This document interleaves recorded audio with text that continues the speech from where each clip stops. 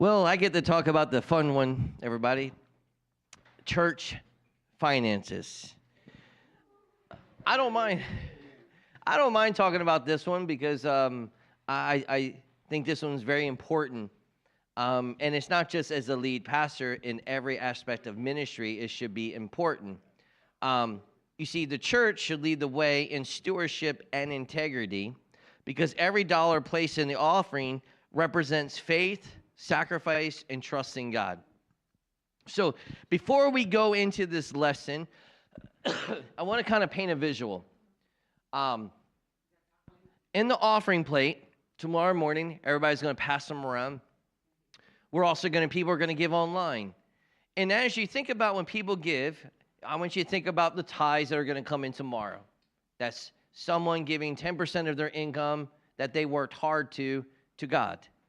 And they're being obedient because they're giving to God. They want everything they own to be blessed, and they can live off the 90. They don't want 100 to be cursed. They rather 90 to be blessed. You think about the overtime that those people put in. You think about the hours that they sacrifice to go in, night shift, day shift, and so forth. I'm painting a picture because with this picture, it shows you how important church finances really should be. Because we look at it, finances, sometimes we just look at it as money. It's more than money. That's people's tithes that they're trusting to give to God, that God's going to bless them. Now, I'm also a firm believer that if someone tithes, they're blessed. Okay? There's nothing we could do about that. They're blessed. They gave it to God. They did their part. But as church leadership, we have to do our part when it comes to this as well. You think about the offerings. The offerings is not, they don't have to give offerings. They give offerings because they want to give towards other things. You think about tomorrow, I know that we have a few people that give, and as they give their tithes, they give the offering, they give youth ministry, they give world missions, home missions, and they categorize it tomorrow. You think about a young person that gives. They don't have to give, but they give because they want to give because there's something about a cheerful giver. I say all of that because we're stewards of that. We're stewards. We're being entrusted with the very money that's being given to God. Because when we tithe, it's not like, wait, here, God, take it, and God reaches down and grabs the money. That's not how it works. They take it to the storehouse. You give it to the storehouse, and the storehouse is supposed to be good stewards with it. Church finances are not just about budgets. They are about missions, accountability, stewardship with God and trust to his church. We don't manage money in church. We do not manage money. We steward what belongs to God. That's a huge difference. That's a great responsibility that's placed upon each one of us, that when we're part of taking care of the church finances, like Pastor Juan has been given this great responsibility, and he has people coming to his church that are giving tithes and offerings and missions offerings, and he's not managing that money. He's a steward of that money. Pastor O, she's been pastoring Garden Island for many years now. 2013 years, I think it is. Something like that. You think about the money that she's collected over the years. All the people, the fundraisers you've done and so forth. That's a lot of money. And you're not managing that money. You're a steward because it belongs to God. It doesn't belong to us. It belongs to God. 1 Corinthians 4:2 says, moreover, it is required of stewards that they be found faithful. When we talk about the pastor or the vision and the leadership of the church, the pastor is not just a spiritual leader, but the vision leader of the church. When we think about pastors, not just pastors of a church, but pastors of ministries, because we all know that everyone in here is a pastor. You're a shepherd of some form. You're not just a spiritual leader of that ministry. You're the vision leader of that ministry. What is the difference between the two? Can anyone explain the difference between a spiritual leader and a vision leader? What are the two? Anybody want to take a shot at that? There's no wrong answers, really. What does that mean to you? What is the difference between being a spiritual leader and a vision leader? Can I be a spiritual leader without being a vision leader? And can I be a vision leader without being a spiritual leader? I can. Spiritual leader just maintains. A vision leader looks ahead. But also, if I'm just a vision leader, all I'm doing is looking ahead. I'm not looking to where I'm at. You got to be both. We set the vision. Money should follow mission. As I said earlier, money follows ministry. Ministry never follows money. And money should follow mission. If you're on a mission, God will supply the money for that mission. If you're finding that you're not receiving money for ministry, then maybe we're not moving forward with mission. Maybe we're not moving forward with vision. And that's something we have to take reality check as in, okay, God, why don't I have the money to do what I want to do? Well, maybe we haven't lined up with what God really wants us to do in the ministry in that church. We're wanting God to bless a plan that's not his plan. And I'm telling you, when you get a hold of God's plan for your life and your ministry, it's amazing what will follow it. The pastor helps answers. Where is God leading the church? What ministry should we invest in? How do our finances reflect our priorities? Let me read those three again. Where is God leading the church? What ministry should we invest in? And how do our finances reflect our priorities? For instance, I've been in churches where they say, we're all about youth ministry. And I asked them, how much is of your budget, yearly budget, is put into youth ministry? About $500 is what we spend on youth ministry a year. So I asked myself the question, is youth ministry really a priority to them if you're only giving $500 a year towards youth ministry? If you're bringing in $1 million a year and you're only giving $500 to youth ministries, is youth ministry really a priority to them? No.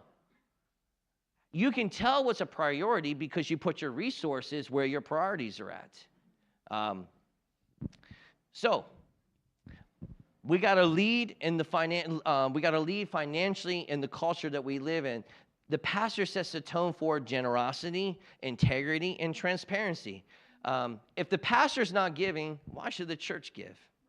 I got a serious issue when I find out that pastors are not giving. Okay, for instance, if you're taking up a special offering, who should be the first one to give to the special offering? The pastor, the lead.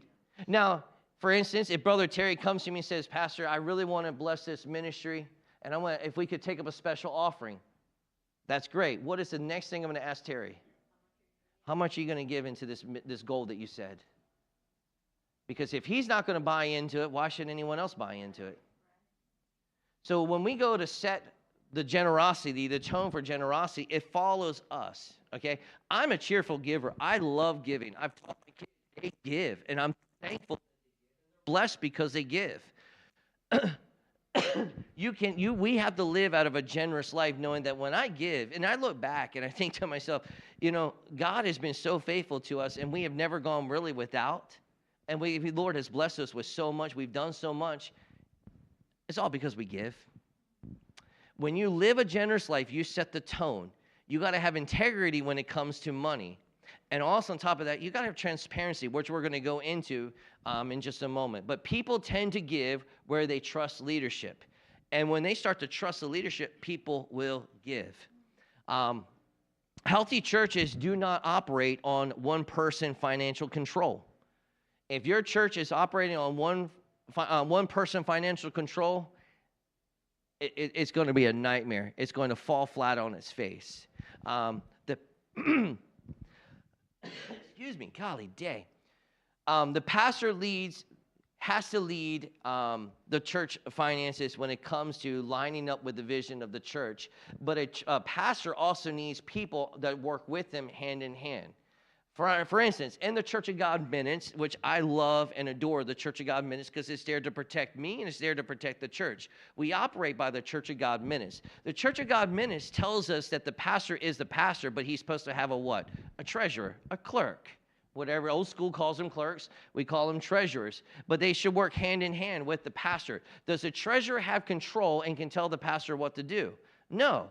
The treasurer's there to make sure that all the checks and balances are done and all the money is accounted for. If the pastor says, hey, we're going to bless this ministry, the clerk is going to bless that ministry through the church finances. But it doesn't stop there.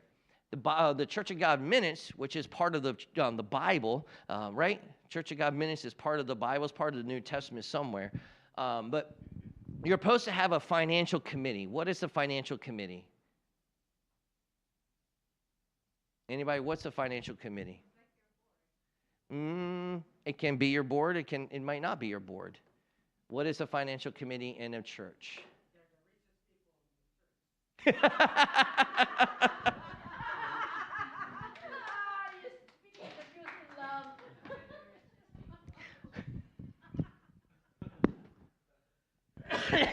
most churches, it is.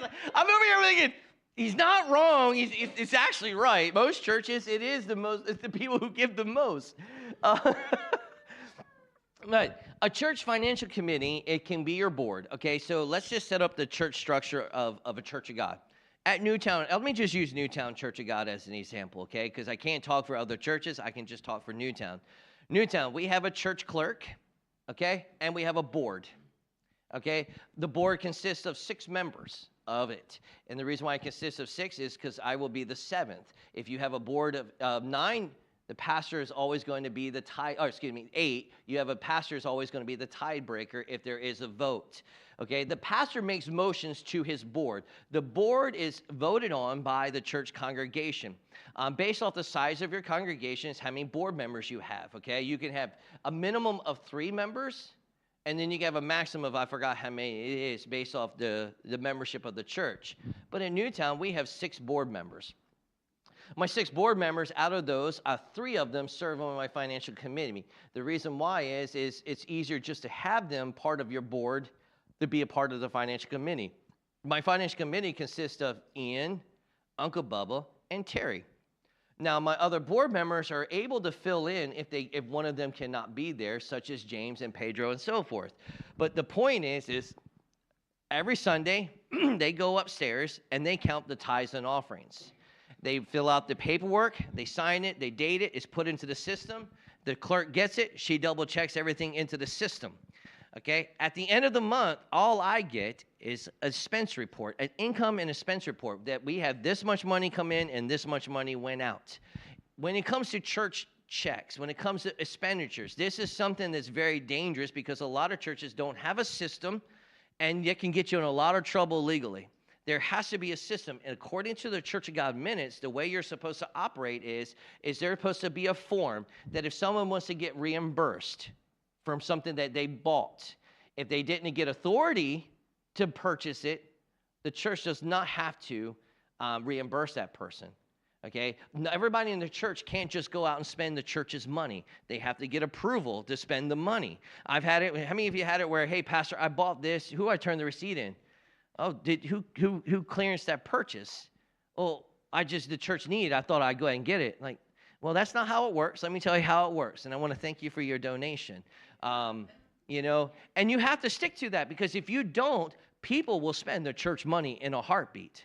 Okay? We have a system. You go through it. You fill out the form. It has to have my approval. If it doesn't have my approval, it doesn't get passed. So, for instance, say if Pedro is going to be cooking something for one of our functions. Pedro will get a form, and he fills it out and says, how much money? I need $800 to do this. I will sign it that Pedro has the authority to spend up to $800 for this. What Pedro does is he goes out and buys everything he needs. He gets all the receipts. He staples it to the form. Once he has the form, I will look at it to make sure it's under $800. I'll sign it for the second time. Once I sign it, it will go to the church clerk, which she will sign it and put it into the computer. And once it's into the computer, it will print out a check. And guess who signs the check? Nope. I sign no checks. Uncle Bubba signs the checks. It's a 3-signature process. Okay? So therefore, no one can spend money without 3 people knowing and approval. Uncle Bubba signs the checks. It's put into the system. And the best part about it, my financial committee, guess who logs in every Sunday? My financial committee. My financial committee knows all the money that comes in and all the money that goes out. Okay? So do I have to have a board meeting every month or every 3 months to go over the church finances? No, because they see the church finances every month, every 3 months. Okay? The best part about it, it protects me, it protects them, it protects the church. When you have the correct system set up. Any questions so far on that? Some people say, well, that's a lot. It should be a lot because we're stewards of God's money. It should be protected. It should be the most honest. You know, someone asked me, well, why don't you sign the checks? Why should I have to sign the check? Because if I'm gone and the church needs to spend money, the church is in trouble. So if I'm out on a mission trip for 2 weeks, the church can't spend any money? No, we have a system to set up, and we can continue. That when all the bills are paid, they're signed by Uncle Bubba. Now, we also have, to take it a step further, our books get audited every month. Every month, our books get audited by a banker, Mama D. And let me tell you something about Mama D. She's very sweet and innocent in church. But Mama D ain't sweet and innocent when it comes to church finances. She mean and ruthless. Dare you not have a receipt, you will not get reimbursed. Okay? She came to me one time because I was missing a $12 receipt. She gave me a reimbursement, $12 short. I said, well, what didn't match? Well, until you give me that receipt, Pastor, it won't match. I said, yes, ma'am. I looked everywhere for that receipt, and guess what? I didn't find it. So guess what? I made a $12 donation to the church. If I hold myself accountable, I can hold other people accountable. Okay, there has to be checks and balances in church. And it's not that you're not trustworthy. You should not want people to trust you with that. Because no one can ever say, Pastor took money. Because if someone said, Brother Terry, Pastor's taking money, they're saying Brother Terry is approved of it. They're saying Ian is approved of it. They're saying that Uncle Bubba. You're saying that 5 people are embezzling money, which is not true. So therefore, no one could ever say that there's funny money business, like puppy monkey baby, you know.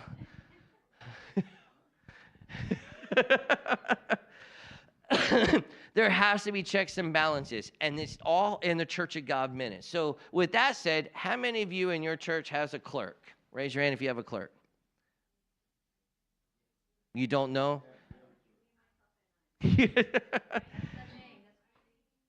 It's tough to start it out because you can't just bring anyone in. You can't bring in. What I would suggest is get someone else from the state just to monitor your books with you.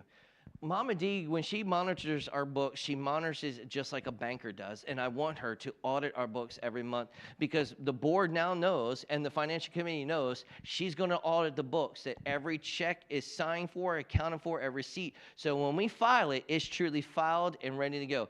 And I'm a true believer. That is why we are truly blessed at Newtown Church of God.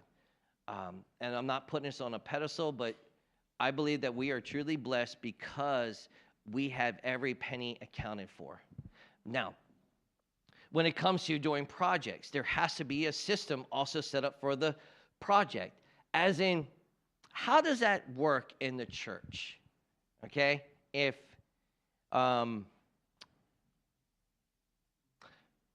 say if you wanted to do an outreach, how would you handle that with the church and the pastor?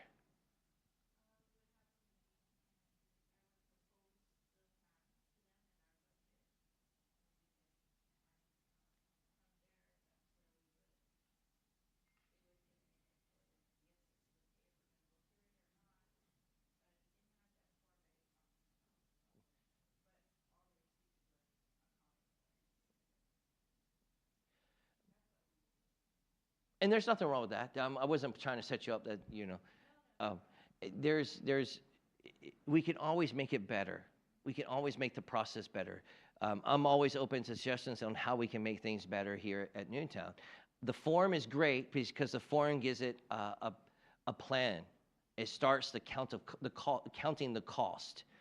When you count the cost, for instance, if I want to do a project here at Newtown, say we want to remodel the back. We want to put a fence up. I'll do that one because we did that not too long ago. We want to put a fence up. The way I handle it is I will type a proposal to go to my board. Okay? The proposal is going to be in detail, as in these are the bids I got from 3 different companies. This is the company that I recommend who we want to go through. This is the start date they're going to start. This is the finish date. This is what it's going to cost us. We got to put this much money down and so forth. Okay, and I would take it to the board and I would let them read it. And most of the time I text my board to let them know, guys, I'm working on a proposal. Like they know I'm working on a couple proposals right now for a deck, remodeling the foyers, the stairs, and a few other projects. I'm working on those. And when I get them, I send them to the board. And I want my board to look at them and review it and say, is this the best, blah, blah, blah. If they question it, Do I say, oh my gosh, they're attacking me, they're questioning my proposal? No, I want them to help me because it's wisdom, it's discernment. You know, is this, and then is this the best avenue for us to spend money? Can we really afford this right now? What is the purpose behind it? Does it line up with one of our 4 pillars here at Newtown? Encounter, connect, grow, and serve. Once the board approves it, then it goes through the whole process. I stamp that proposal to the back of a check request. It goes into the clerk, and the clerk will write the checks out. And as she writes the checks out, the Uncle Bubba will sign them, and then it's off. And then afterwards, I make sure that everything lined up. And if we went over, I let the board know we went over by this much or we went under by this much. And we staple it and we close the books. And that's how it works. When it comes to ministry, the way I look at it, if it doesn't line up with the vision of the church, why are we going to put money where it doesn't line up? Why are we going to, I think what happens with a lot of churches is we go this way, we're just constantly chasing things. You know, we're chasing the wind wherever the wind takes us. No, you got to stay the course because the wind will not just, if you chase the wind's going to knock you off course. You ever drove a car when you're coming out of 8th Street Tunnel and it's a very windy day? And what happens to your car when it comes out of that tunnel? It's all over the place. In ministry, that's what the enemy wants to do. He wants to put you all over the place, but you got to stay the course. Even when the storm hits, you got to stay the course and keep on going through what, you know, and plowing through to the vision God's given you. Not just put this down and say, oh, let me go over here and chase this vision. Oh, let me put that down, go over here and chase this vision. You got to know the vision for your ministry. You got to know the direction you're going, because if you don't, you will be chasing rainbows all over the place. Rainbows are beautiful, but you never catch them. And that's what happens in ministry. We go chasing rainbows that we never catch. But you can catch the plan that God has for you and run with that. So if you were to say, what's important in your ministry when it comes to church finances? What's important? I can only speak for Newtown. Right now, what's really important to Newtown is young adults, teenagers, and children's ministries. World missions, home missions. That's super important to us. And we also give to widows every month. We support a widow every month. Matter of fact, the widow that we support every month, we've been giving her, I forgot how much it is. Her rent went up. I texted the board and said, board, so-and-so rent's going up. She financially can't afford it. By honoring the widow, that God's going to bless us and continue to bless us. I'm asking you if we can increase it by $100 a month to bless this widow. The board unanimously voted yes. I documented it. I put it in a church file, gave it to the church clerk, and now we bless that widow with an extra $100 every month. I'm not saying that to toot our horn. I'm just telling you there's a process to do it. And if you want the blessings of God in your church, widows and orphans are the heart of God. There's an orphanage that we bless every month as well over in the Philippines, the Teotihuacans. Everybody knows the Teotihuacans? We bless them every month because we want the blessings of God. And if we hoard everything, we're not money managers, we're stewards. And if we take the money God's given us and we put it over to that orphanage, where's God's heart? The orphanage. If we bless a widow every month, that's the heart of God. And you really want to know where the heart of God is? It's your youth and children and your young adults. Why are we pouring resources into our young adults? Well, let me take you back 7 years ago of Newtown's vision. It's okay to share, right, Brother Terry? We took all our resources and we poured it right into our children's ministry. And we poured into our children's ministry, and we had a lot of kids. And those kids eventually became teens. And then we didn't want to take the money and just put it all into teens. We increased it. We gave the children's church, and then we gave money to the teens. And guess what happened after a few more years? Those teens became young adults. And now we have young adult ministries that are led by our very own young adults. And we want to continue to empower them and to bless them and to help them out in ministry. So what do? We take from the juniors, the children's church, and we give it to the young adults? No. We continue to give to the children's church, we continue to give to the teens, and we give to the young adults. Now the young adults is one of the largest ministries in our church. And you know what's going to eventually happen to those young adults?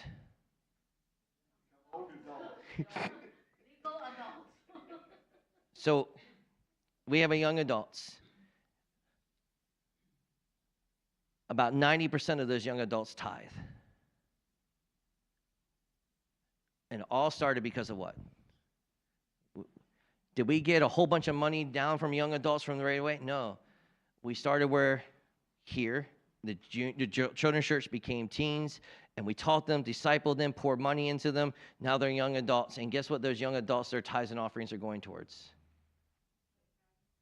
Because those young adults are going to get married and have kids. And guess where their kids are going to go? Right here, to the juniors. And now we have the cycle that's almost complete.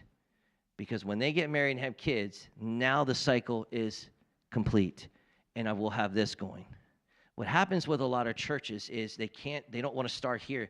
They want to start here. And here it's already too late. You take the little resources you have and you be a good steward with the juniors and you pour into them. You meet with them. They become teens. You don't stop. You continue. You cannot, because they get here, oh, we don't have as many juniors. God will bring you the juniors. It's crazy because Uncle Bubba, about a year ago, wasn't about a year ago, 2 years ago, he was kind of panicking because all my juniors are now teens. And what did God do? He brought us a whole bunch of young families in with a whole bunch of kids. And now he has more kids than he's ever had before. I'm here to tell you, when you get that cycle going, God will breathe and bring. But what drives it? Ministry. What follows it? Money. We have ministry following, money following ministry on a regular basis, okay? But on top of that, we bless the widows, we bless an orphanage. And what's the next stop? Home missions. I'm a firm believer in home missions, nothing against world missions. I'm not speaking ill. But if we can't take care of our brothers and sisters in our backyard, how can we bless a church 5,000 miles away? How can we? That's why we pour our resources into the bride, into ICF, and into, the Big Island and so forth. When we take care of our brothers and sisters, it's making them healthy, which makes what healthy? The state. If the state gets healthier, then therefore youth camp gets healthier. Teen talent gets healthier. I hope this is making sense. If you can't if I want to be a big world missions giver, start with home missions first. Take care of your backyard. And when you start taking care of backyard, the doors will open for you to take care of world missions. Okay? And do you know, and now once again, do you know how many plaques we've got from home missions rewards, and they're just sitting on the floor? We don't care about those. I could care less about a plaque. That's not our heart. Although I've been told we should put them up. Where? Where are we going to put them up? The goal is to take care of our own backyards. Eva Beach, we took care of it. And I will say this, and Brother Terry can testify, I put the plan together. A couple of them actually told me I was crazy, which probably I might be a little crazy. And they looked at me and says, Pastor, we got your back, but just remember, you're probably going to be doing the majority of the work. We counted the costs. We said we're going to spend about $96,000 on this project. We ended up spending $106,000. We went $10,000 over budget. And anyone who knows me, that drove me crazy, okay? I don't like to go over budget. I like to be under budget when I'm doing a project. But did you know that even though we got done with that project, and even though we continue to bless the widows and the orphans, and even though we continue to bless the juniors, the teens, and the young adults, that even though we poured $106,000 into Eva Beach, that we actually have more money in our checking account than we started all of that? That's how God works. That's how God works. Why? Because we're not managing money. We're being good stewards of God's money. That when I go to my board and ask them for something, they're going to make a way because they know it's my heart. I'm not just going to throw something out there. I put a lot of thought into it. Just like the thoughts I'm putting onto these projects. It's not just for Newtown, it's for the state. Because I think sometimes we look for short-term vision, when in reality we need long-term vision. So we have the treasurer, which is a very important person in the church. It better be a person that you trust greatly, because that person holds a lot of power. And as I told you before, knowledge is power. They know who gives and who doesn't give. Now, if you were to ask me who gives and who tithes and who doesn't tithe in church, I couldn't answer the question. I don't know who tithes. Do I, Brother Terry? I'm glad you're here because I can keep going because you're confirming everything I'm saying. It's like I don't know who gives in church. I don't. I made that decision a long time ago. I don't want to know who tithes and who doesn't because I don't want to make a biased decision because I don't want to lose a tithe-paying family. And money will steer your decision in that direction. I want to make sure I'm listening to the heartbeat of God, and I don't have to be stressed. I got a board that stresses about all of that. Your clerk is going to be so important, someone you have to trust, because they're going to make sure that they hold you accountable and they're protecting you in the church. But there's also someone that doesn't want to go share knowledge with anyone. We actually have 2 clerks at our church. One that does the monthly stuff, and then the Mama D right behind him who audits everything. And I'm telling you something, I get scared when she audits the books. I'm thinking, I did turn in every receipt. Matter of fact, before my wife turns the report in, she goes through it. I'm like, I turned in every receipt, right? We're good, right? And she's like, we're good. Whew, okay. And Mama D, she gives me a smile. I was like, okay, we're good. We passed the audit, you know. Everybody gets their books audited once a year. No, we get ours every month. And let me tell you something. She scares me. You also have your church financial committee, which should consist of a minimum of 3. Okay, I know some people, they do 2, and they're on the pastor's on the financial committee. I disagree with that. Put 3 in the financial committee. Their goal is to make sure that the money is put into the system, and as it's put into the system, and let me tell you something, the systems today are simply amazing because once you put it into your church software program, it does pretty much the rest of it for you. This online giving, if you do not have online giving at your church, you better start it right away.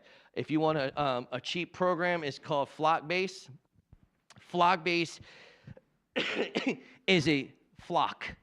I have to say it slow, because I have said it fast one too many times and said something else. Flockbase. Flock base.com. Flockbase is a cheaper program, but you get a lot for your money. And with that, you get church software, where you, best part about it is when you have a church software program, you don't have to run Excel, you don't have to run anything, and you should not be running any of that. Okay, because I can go into my tablet, go into Flockbase, and I can tell you, I can print out any report I want. Flockbase also gives you a number you can text to give. You can turn that number into a QR code and put QR codes all throughout your ministry. If you do not have an online giving way, you are going to miss the young adults. Eli, you got cash on you? Addie, do you have cash on you? Taylor, you got cash on you? Some of the young people are like, what are cash? What are checks? You know? They have Apple Pay, Venmo, PayPal. They have every form to give online. Brother Terry, you give online now. Some half and half. Out of all the people that give, what do you think is that?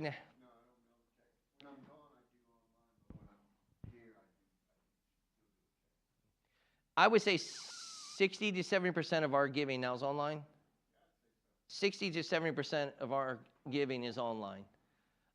What I also love about online giving is you have people who will watch you online who give that never come to your church.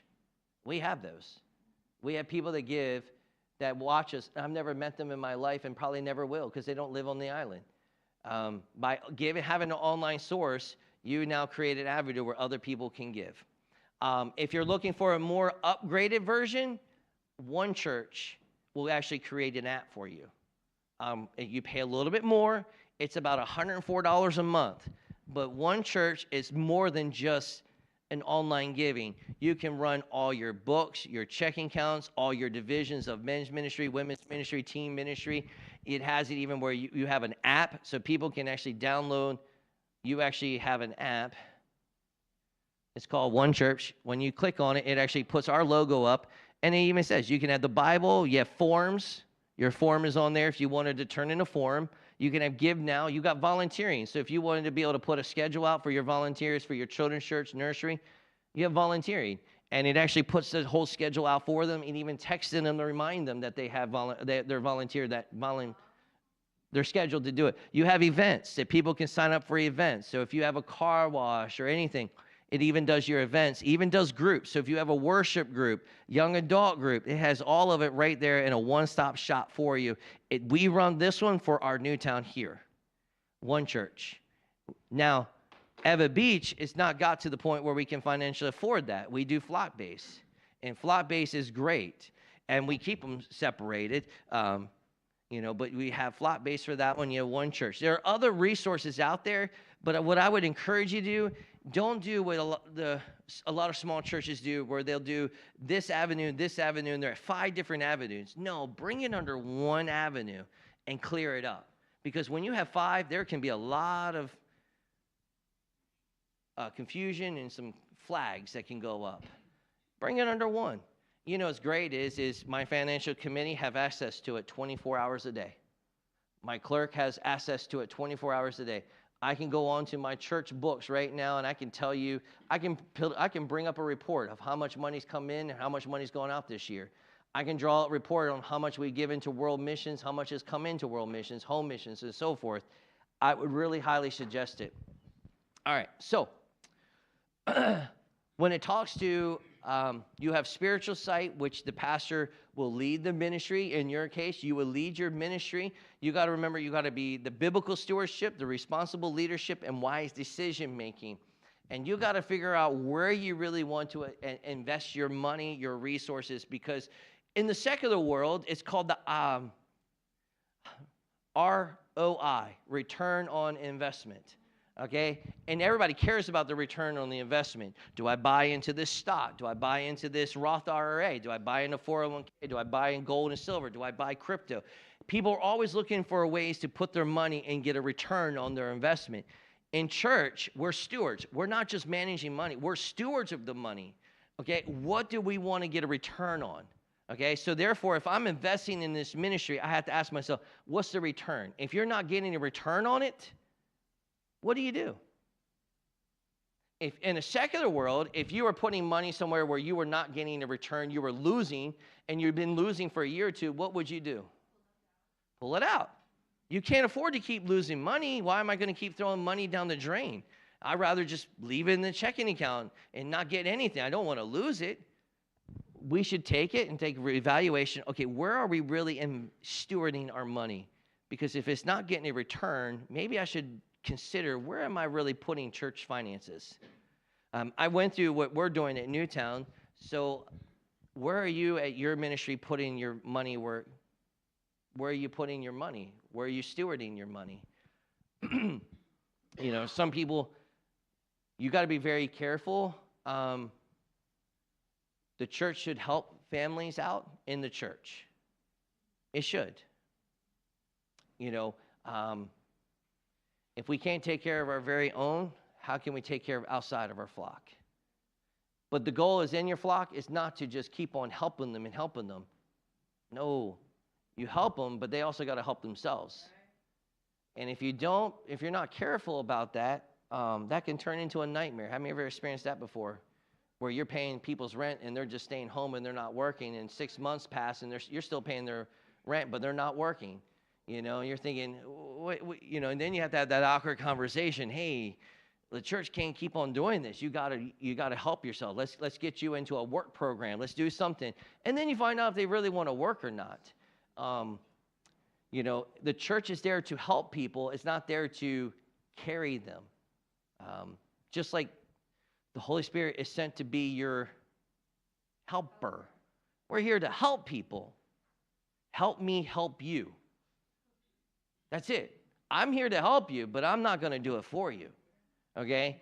For instance, if someone wants financial help, help them. But say, hey, let's get you into a financial program where it helps you learn how to deal with your finances and budgeting and stuff. And if they don't want to go do it, just say, well, listen, we're here to help, and this is going to help you, and we're going to help you through it. But you really need to know how to do church finance. You're not going to do your personal finances. I know some churches that they offer a Dave Ramsey program, financial freedom on a yearly basis to anyone who wants to take it for free. And the church buys their books, and they go through this financial freedom of how to actually stay financial free, because we live in a society. Did you see how much credit card debt the country's in? Wowzers, that's pretty bad.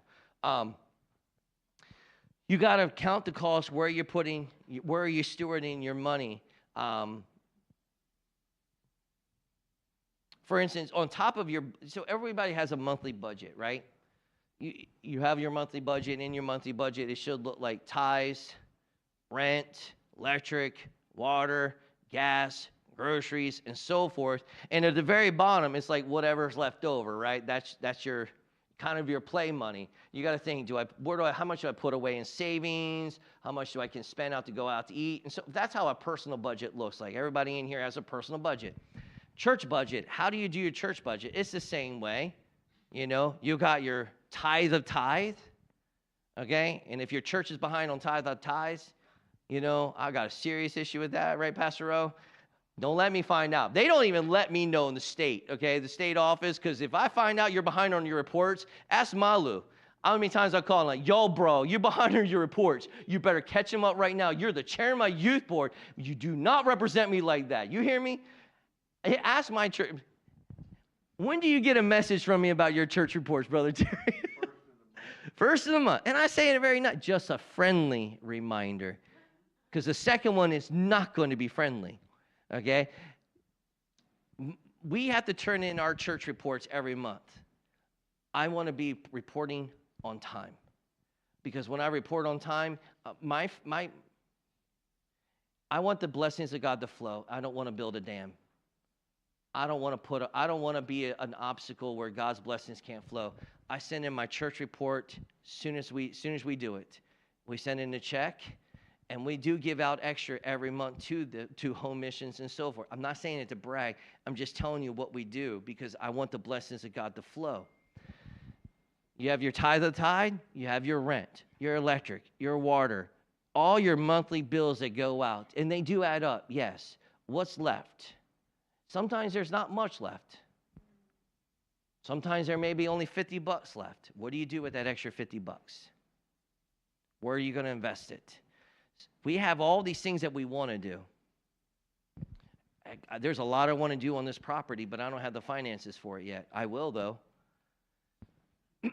What am I going to do? If I had $100 left over a month, and that's where we're going to close out, I'm going to ask you this question. I want you to think about it.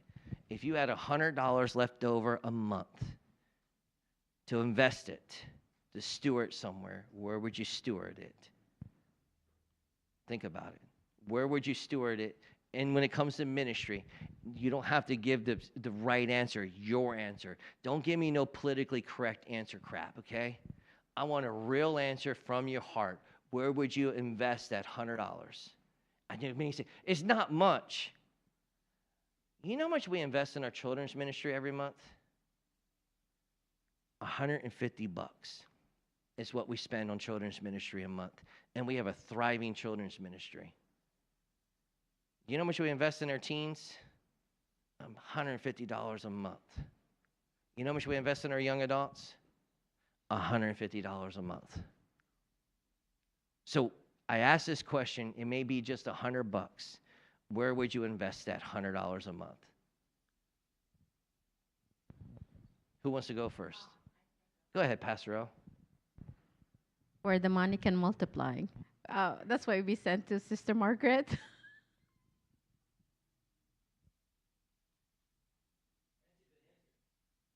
What I'd encourage you to do, if you're not already doing it, and you're probably already doing it, when you give to orphanages, which is great, Sister Margaret sends us pictures all the time, and we share those pictures. Because when you share it, like for instance, when we do an outreach, like the Thanksgiving outreach, blessing boxes, we gave out, I think, 150 this time. I think it was 150. 200? It was 200. It was 200. I'm sorry. 150 was the year before. We gave out 200. Did you guys see any pictures of our blessing boxes on social media? No. I don't post that, because to me, when you post that on your social media, that is your reward. I want God to bless me openly. I don't need that pat on the back to say, oh, look what we're doing. We know what we're doing at Newtown. I don't need no recognition from the people like, oh, great job. No, I want my recognition from God. No one saw it, but what we did is called the church clap videos. We take little videos and pictures of the outreach. On Sunday morning after that event, we show the church clap to the congregation of what we did, how much money came in, and how much money went out for the ministry. What's so cool about this, last time we did the Thanksgiving outreach, we usually budget $6,000 out of our budget to go towards the Thanksgiving outreach. But for the first year, this last year, this much money went out of our church budget for it, because we had all the mashed potatoes, the gravies, the mac and cheese. We did everything. Everything was donated, even the turkeys. We had to buy nothing out of the church budget. People gave. Why? Because they see the video. We take the time to put a video together, and it's just 3 minutes, and we show the church, this is what you did. We start in August. We start in August, where August, it's mashed potato month. Everybody brings in mashed potatoes. September, it's mac and cheese month, and so forth. Every month they bring them in. On the third Sunday, we collect them, so they see it every month. We keep it for, and then when we finish it, we have a church clap. We also do it on our Christmas outreach one. We do a little church clap video.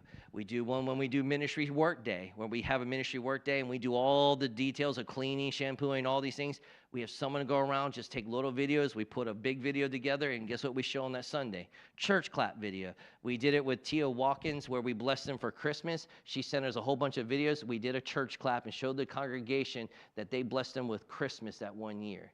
So if you don't put it out there on social media for the world to see, you put it in front of your congregation for them to see it. And when they tell them people, I didn't know, oh, we do a lot more. You need to come check out our church. Oh, we don't post it out there. That's not us. We do it for God, not for people. But you should come be a part of it. So if you're doing it with Tia Watkins, take out $100 and show your people this is what you're doing. It's more powerful than you realize. You can take that $100, buy yourself a cheap camera, and edit the program yourself and put a little bit of video together. Who else? What would you do with just $100 a month? Pastor Juan.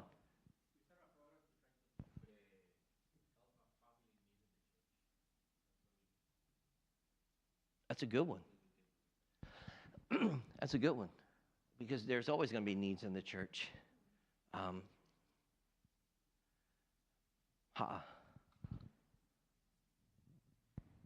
part of the outreach, so I would invest in what I believe is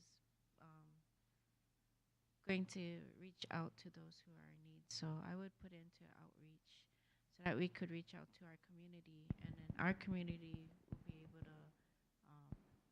be a part of serving others as well. So it's also engaging and making good relationships. That's what I believe in. Cool. It's a great idea, and power to you. As a pastor, I would steer you in a direction. If you were to sit down and share that with me, and I would applaud you for your heart, I would steer you in a direction. We have $100. Let's invest that into one place on a regular basis and be consistent. And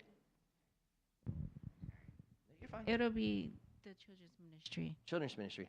Hey, listen, I was having a conversation with a children's pastor not too long ago on the mainland, and they're like, we want to do this and this and that. And I said, stop.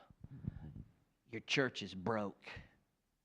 It's small. You can't do all of that. I get your heart. You want to do all of that. How much money do you have a month? He looked at me through Zoom. He says, I get $50 a month to do some outreaches. I said, man, $50, that's hard to do a lot, isn't it? $50, what can I do? So what I told him is, find one teacher and partner with just one class and take that $50 and invest it in that one teacher in that one class and find a way to get involved in that one class. Because you could take care of just 20 students in one class, but you can't take care of the whole school. You got to be zero in on your $100. Sometimes we look at 100, we're going to do this. Nah, zero in and make that bullseye right there. I'm going to hit that bullseye. It's so important to do that. And I applaud you, because that is something we need. The church needs to be in the community more. Brother Terry, what would you do if you had $100 a month? think it depends on where the need is at. I mean, if it's, if you're in an old building and the building needs repair, you could put that $100 a month to side to do whatever your repairs are.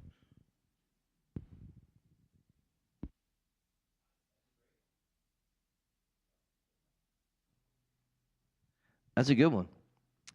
We take care of the house of the Lord. Nobody wants to go to a church that's jacked up. That's why I think we call it Ministry Center Work Day, and we do it twice a year because we can't afford a full-time janitor. We can't afford a full-time maintenance person. But if I can get 25 people to come out from our church to help me on one day, you know how much I can get done in that one day? I can't get everything done. You got to be very strategic as a leader. Bishop Eno came out. He's come out to a couple ministry center work days. We've cut trees down. We fixed potholes out in the parking lot. We cleaned all the AC units because you know how much it costs to clean one AC unit from a professional? $175. But you can do is you can teach your daughter how to do it, and you don't have to charge. You don't get paid, you don't have to pay nothing. It's amazing. you know, you know what you can do? You can go rent a shampooer for $100 and shampoo your carpet instead of paying someone to go do it. I had one pastor complaining to me because he didn't have money to send any kids to youth camp. I simply said, you would have money if you would have just got off your lazy butt and shampooed your carpet yourself, you idiot. You post pictures when people shampoo your carpet. How much did that cost you? About $1,600? That could send 10 kids to youth camp. So don't cry to me you don't have no money. Your priorities are wrong. Yeah, I did talk to him just like that, Don't cry to me about money because I would ask you, what are you doing with it? What are you zeroing in on? Because you can zero in, and as Brother Terry said, you can zero in on your church. $100 can buy you paint. You realize what a new paint job can do to your sanctuary? There's so much you could do for $100. We think $100 is not much. It's actually more than you realize, because that's $100 a month. That's $1,200 a year. That's $2,400 every 2 years. It adds up. You got to zero in. Eli, what would you do with $100 a month? I heard her saying I didn't want to be a liar. I mean, I was thinking exactly the same as Mr. Terry. You can start like an emergency fund, kind of. $100 a month goes into an emergency fund that, suddenly we have one of the pipes is no longer working in the kitchen, or one of the toilets is out, one of the AC stopped working. Just a fund so that way you're prepared for when stuff, because as your church gets older, stuff starts to wear down. It does need maintenance. So, yeah. It's so true. You guys know how much these stupid light bulbs cost? I'm telling you, Church of God didn't think things through. These things are so stupid expensive because the light bulbs go out, and you have to change these things almost twice a year. And you know how many light bulbs these things take? 2 each. So count them. That's a lot of light bulbs. There's only like 20 in a box, I can't stand it. I want to rip them all down and put some LED lights in, but then it'll be like too bright. We'll be like flying some airplanes up in here. Taylor, what would you do with $100?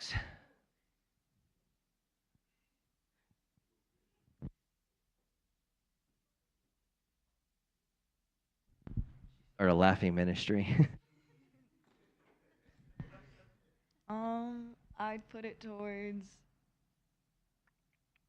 the kids ministry. Can I popcorn to Addie? Well, what the heck? All right, Annie, what would you do with $100? I'd probably like invest in like Photoshop or something and like teach some like young kids how to use Photoshop and then like have them do flyers and stuff. You heard that, Wayne? Outreach. You heard that, right?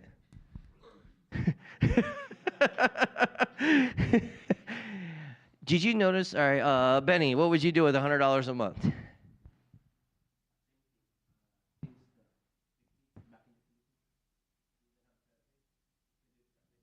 do they do the outreach? So my project, actually I have a project like a truck, so you can bring 50 kids. So if I having a chance to have $100 a month, probably I can have 4 years to get that project. Bishop Eno, if you had $100, what would you do with it? When we were pastoring, we want to bless pastors in the Philippines every Christmas, and pastors that we probably don't know, but we want to have the congregation's pastor that they came from, and we asked them to we asked them that we would want to bless your former pastors in the Philippines on Christmas. Pastor Barber, what would you do with $100 a month? I would invest it in like the younger youth that are coming up with like, and something I'm thinking about as well, but with like instruments, you know, wanting to learn how to play different instruments in the ministry. So that's something that I would put my $100 or the $100 towards. That's good. B Dubs, what would you do with $100 a month?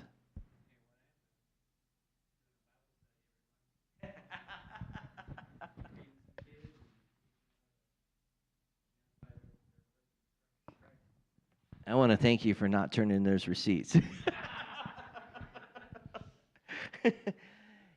Did you notice that everybody said something totally different? That's the beauty of the body of Christ. Every one of us would invest $100 totally differently. And that's good.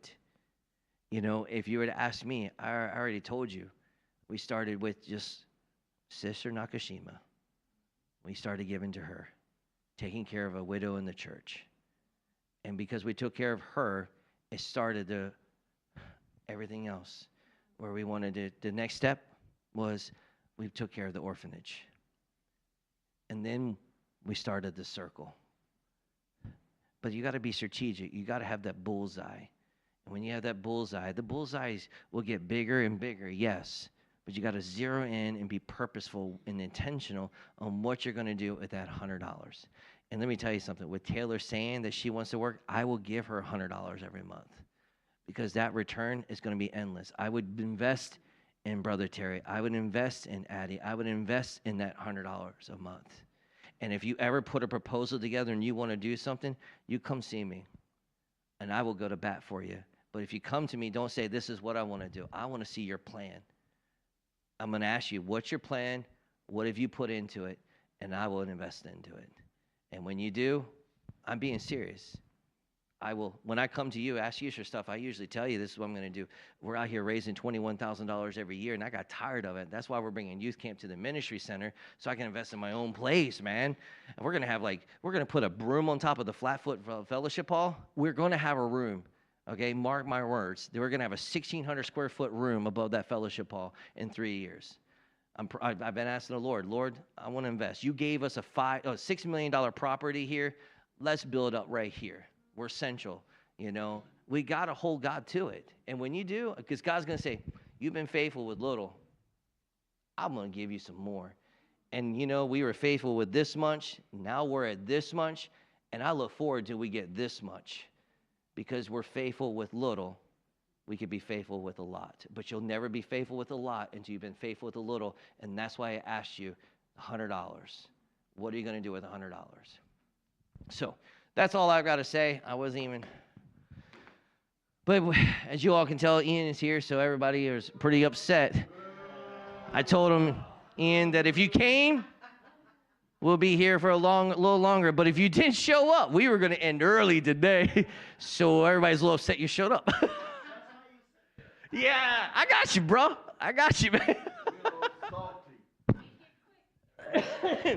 Listen, this guy, he doesn't get enough recognition, nor does he like the recognition.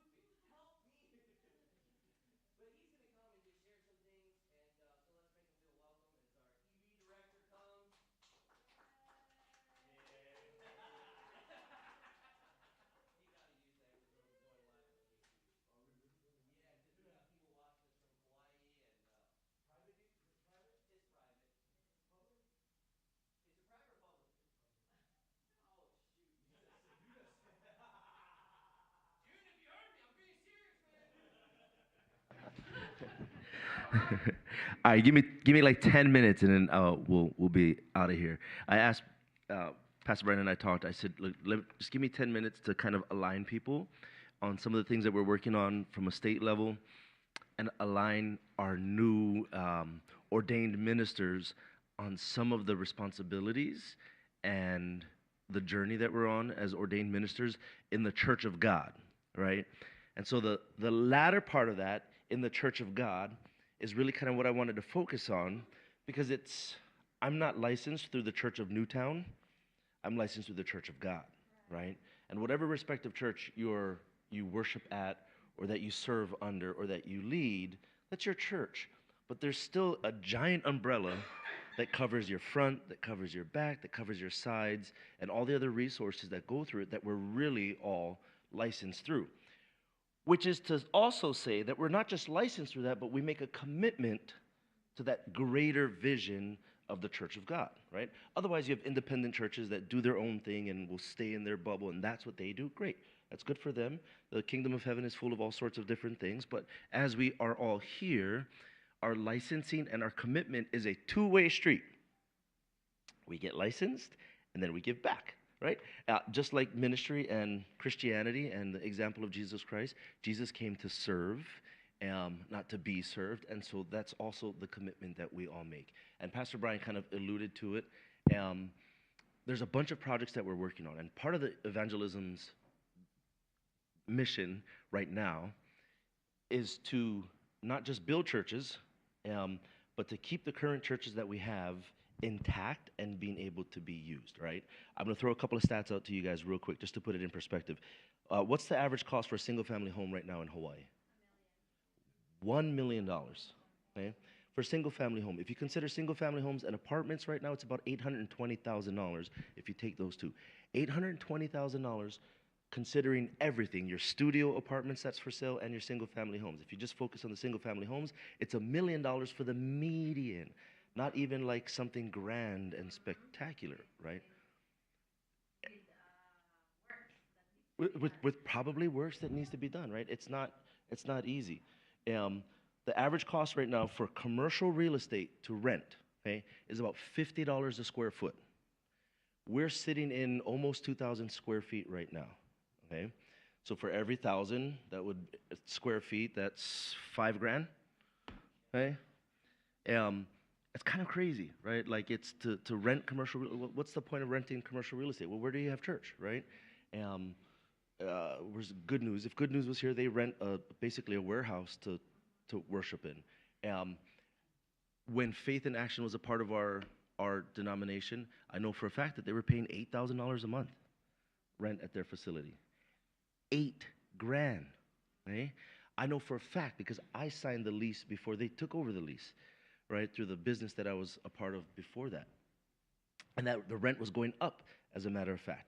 $8,000, and that wasn't even necessarily a big space, and parking got sort of weird, and they had to share the parking with everybody else, and it's tucked all the way back into Pro City Industrial Park, right? Nobody's going back there unless you're working or drinking, okay? So, that's where all the guys go when they like drink late at night. They gotta hide from their girlfriends and wives. I used to work back there. I used to go minister to them. Okay, let me see where we at. Average cost per square foot to build something right now. Can anybody guess how much it costs right now on average to build something? Depending on what you're trying to build, anywhere from $300 to $700. Probably right there in the middle at about $500 a square foot. That's bananas to build something. We're not talking something luxurious, it's something livable, but basic, $500 a square foot. What does that all mean to us? Right now we have 5 physical churches that we own. We have Ma'ili, we have this facility, we have Pastor Joel's in Kauai, Eva Beach, Honolulu, North Shore, so 6, and the Big Island, 7, Wailuku 8, and soon to be Lahaina 9. When I took over, when they created this EV spot and we created the EV board, and we have one of our EV board members here, thank you very much, Mr. Eli. part of the mission was to take a look at our churches and what do we need to do to get things up and running. I can tell you this. Pastor Barbara was just there at Eva Beach this past Sunday, right? When we entered into Eva Beach, the thought was, how do we sell this property and get out of it? Okay? There was live raw sewage, not a little bit, a lot of it, raw sewage spilling into the backyard of that facility. You had to be careful on how you flushed. You could only flush at certain times. Don't flush toilet paper. Live raw sewage spilling into the backyard of that property. Right? Through the grace of God, we had a little Mexican friend of mine fly down from Mexico and dig up the sewage line. Very quickly, before the city figured it out, reconnected the sewage line back to the city and sealed it all up so the raw sewage would stop spilling into the yard. If you take that into perspective, that probably would have cost $30,000 or $40,000 to have somebody else do it. We did that for pennies on the dollar, right? Pennies on the dollar, a few grand, through some of the connections, and that's just to get like raw doo-doo. Okay, we're not talking about water. We're talking about where the toilet flushes and that doo-doo spilling into the yard, right? And this isn't to disparage anybody, but it was just the state of the state to where it was in. The beams holding up the building had to be replaced. So again, we had our little Mexican friend climb up into the ceiling, okay, and run brand new beams through the ceiling. We have pictures of him in there running beams that hold up the whole building. Bless his heart, and he did it, right, to save the facility. Again, what he was able to do was nothing short of miraculous, and we were able to save that facility. But, one thought, all right, we sell the building, and then what? Where do we buy? You cannot, right? There's tit for tat. You can't sell it unless you sell two to go buy one, right? And we just don't have that many properties. The bride, Taylor was there, Addie was there, Eli was there at the bride. The bride was another one. The parsonage on the bride, I kid you not, there are only two things that are left at the bride's parsonage that are original. That's the concrete ground and the roof. The entire exterior wall system we replaced. The entire exterior wall. We knocked down one wall, so you're literally inside the building looking out already, no wall. Built up a new wall. Knocked out another wall, built up a new wall. How that thing was standing, but not for the grace of God, how that thing was standing. It was just, typically you have beams that run and you have walls underneath the beams to hold it up. The beams weren't even run over the walls. They were just kind of floating. Wow. And so, Eli was there. We're just like, God is real. It has to be real. That shouldn't have been the way it was. And the church itself kind of reminds me of Honolulu's church. If the bride's building, it's very similar to that, very high vaulted ceilings. Again, my friend took car jacks and, Jesus, he jacked up the posts that were all paper already and took this 2,000-pound beam, Pastor Juan. Two guys took a 2,000-pound beam on car jacks and launched it up, positioned it in place, built scaffolding onto the beam to connect everything else to stop the church. When you looked at the church in a high wind, you could see the church twist like that, like the whole thing, like it was ready to collapse and fall down. Like literally at one corner, it would twist and move. And again, by the grace of God, we were able to fix that. And again, pennies on the dollar. I think we spent about $70,000 internally to do it. We're about $15,000 to $20,000 left to finish the project. The original quote we got just to make it not fall down was about $500,000. $500,000 they wanted to do this thing, just to not make it fall down, not to make it pretty, not to do what Pastor Jason and the teams did. Like if you look at the facility now, it's beautiful now, right? And through a lot of volunteer work and fundraising, but $500,000 just to stabilize it. We couldn't fumigate the place. My friends that own a fumigation company could not fumigate it because when they went on the roof, they're like, no, the whole thing's gonna fall down, bro. Like we can feel the whole thing moving. So again, we were able to come in, sort of like a few loaves of bread and a couple of fish, right? God was able to multiply and do all these things. There are two points that I want to make with this.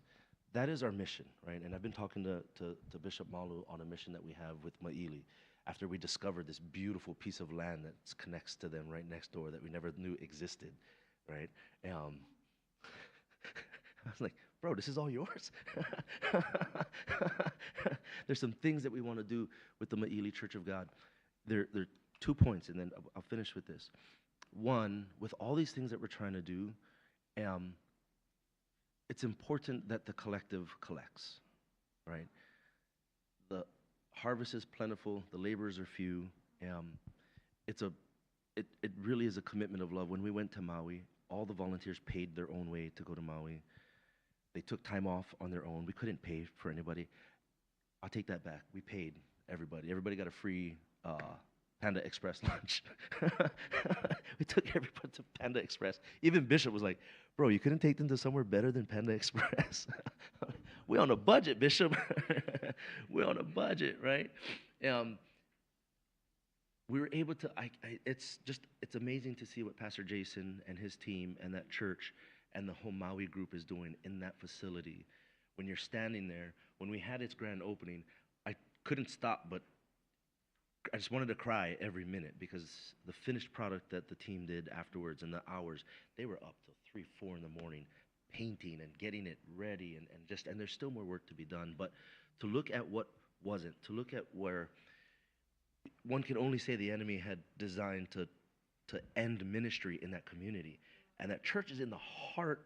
There's nothing but residences around it, which was the original design of the Church of God when everything was built. We're not built to be Inspire or Calvary. We were built to be in a community like Maili, watch the kids walk by, and say, hey, what you guys doing? Come on in, right? That's the way the church was designed, in Kauai, right in the middle of that community, right?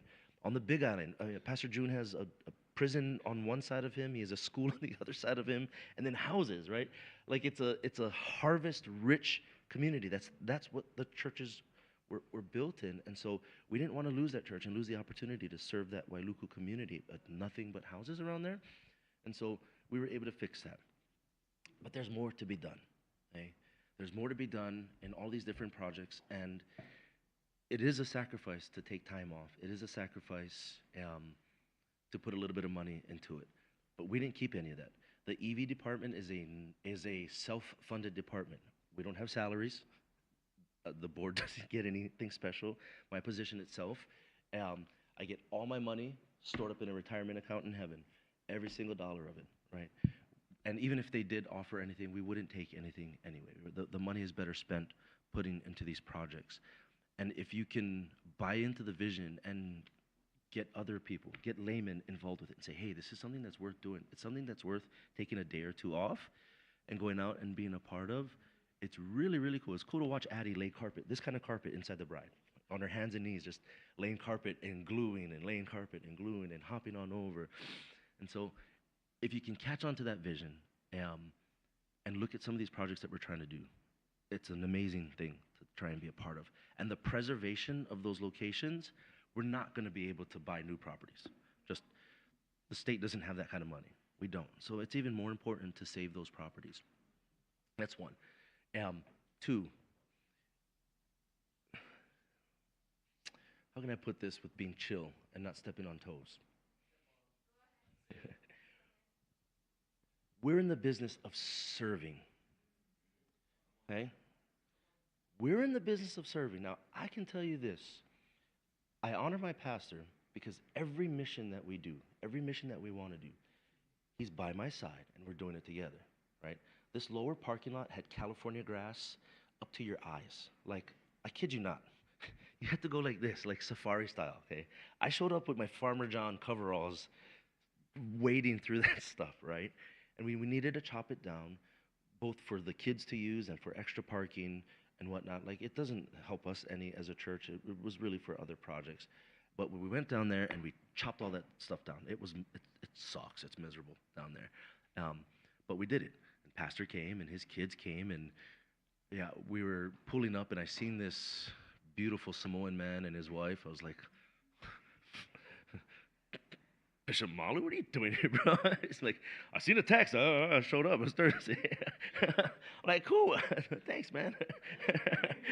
so him and Gabby helped us chop stuff um, down there. But we're in the business of serving. Right? There isn't anything that my pastor doesn't ask me to do that he wouldn't do himself.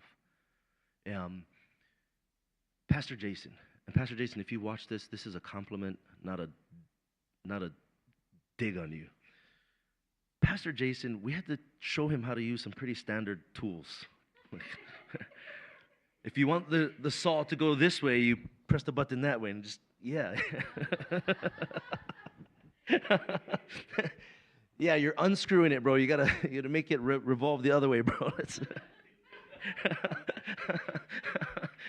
All right, what do you do with this again? All right, Jay, let's go one more time. Let's do this, right? But and Pastor Jason is immensely gifted and talented, right? Musically and just his charisma and the way he can connect with people, he's very gifted. In building stuff, man, he passed that gift basket, bro. Like God was handing him out and he walked right past it, right? Walked right past it. He's like, oh, okay. But you know what he did? He sat there and he absorbed it. He watched Pastor. I watched Pastor's patience grow thinner and thinner and thinner and thinner. Like, bro, don't be messing up my tools now, right? But he learned and he didn't give up and he wasn't too proud to say, I don't know how to use this. And sometimes as a man for something like that, that can be like, I'm just gonna stay away so I don't expose myself. Right? But he humbled himself. He's like, guys, I don't know what that is, bro. Here's my man card for now. I'll get it back afterwards. But he learned. And he took that weakness and he turned it into a strength. And he did a spectacular job after we left. When we got in as a team, did what we could, and we said, all right, Jason, here's what we did. Here's what you have to do now, because we got to go back home now. And he's like, oh, okay, I got it. Like, you sure? Yeah, I got it. I'd call him every day, bro, you good? He's like, yeah, I'm good. And it was amazing. He really took the vision and he ran with it and overcame his weaknesses. And again, service, right? And so here's the challenge. We do have some projects that we want to work on. Be careful, and as you encourage your people to get involved with stuff, to ask, to receive, without taking inventory of what you've invested. More plainly, you say, hey, I need this, but you haven't invested in the team and in the vision on a broader scale. And I go to Mr. Terry and say, hey, we got to go help out homeboy. We got to go help out Eli over here. And Mr. Terry goes, why? Eli hasn't helped anything else. I've served on 3 other missions. I haven't seen Eli once help out. That's a hard sell for me to go to a volunteer team and say, hey, let's go help out this guy over here, right? Not to say that we won't, but for me, I'm embarrassed to tell my team, hey, let's go help out this guy over here, right? And helping out, it doesn't mean helping me build something. It can be as simple as being a part of projects and picking up a broom and dustpan or putting away some chairs, right? The women's conference was just here. We were having service. Pastor Brian and the guys were outside putting stuff away and cleaning stuff up. That way when service was done, service was done. Some of us got to serve inside here and be a part of the service. Some of us stayed outside behind the scenes and just took care of business, right? If you're here, that's something that we can, hey, oh yeah, that guy always helps out. Of course we'll go out there and go help, right? Not necessarily that you're helping to build stuff or you're giving millions of dollars to the projects, but you're just part of the team and you want to help. Like Pastor Jason, I have no idea what I'm doing, guys, but show me what to do and I'll do it, right? And he did. Bless his heart. And so as we all get involved in some of these things, and there are projects that we all have to be a part of, as you serve as licensed ministers, as ordained ministers, to me, it's an even bigger responsibility and an even greater reflection of who we should be as servants of everything that we're doing. We have to think outside the box. We have to think outside of our 4 walls. I cannot just think about Newtown Church of God. I got to think about Church of God. In fact, I got to think about Hawaii Church of God. When the mainland guys come down from the Men and Women of Action, we have our own chapter here. And the mainland guys come down. Not that I'm embarrassed, but man, I really would love to take care of our own stuff without needing guys to come down from Tennessee or from these other places, because it's expensive. And those guys fly down on their own dime. their own expertise. They take their own time off, and I mean, it's expensive. They got to get hotels and stuff. And so I would love if we could, just within our own group, take care of our own stuff. And we've got some pretty gifted and talented people that can lead into places like that. And so, really, my message is to encourage you as licensed ordained ministers in the church of God. In the church of God, the umbrella of the church. And there's a bunch of different churches represented here, right? You guys are going to need each other from 3 different churches in this corner. Your responsibility is to your church, to the Ma'ili Church of God. But it's also to the bride and to Kauai. That is also part of our responsibility. Hey, they need help. Let me see what I can do. And it might not be much. It might not seem like it's much. But anything helps. And so accept that responsibility and accept the fact that as ordained ministers, it's an even greater responsibility than the layman that's a part of it. All right? And be a good example and be a good servant. That's it. PB, you good? That was 15 minutes, right? Yeah. Give or take. You good, PB? I'm out. Boom.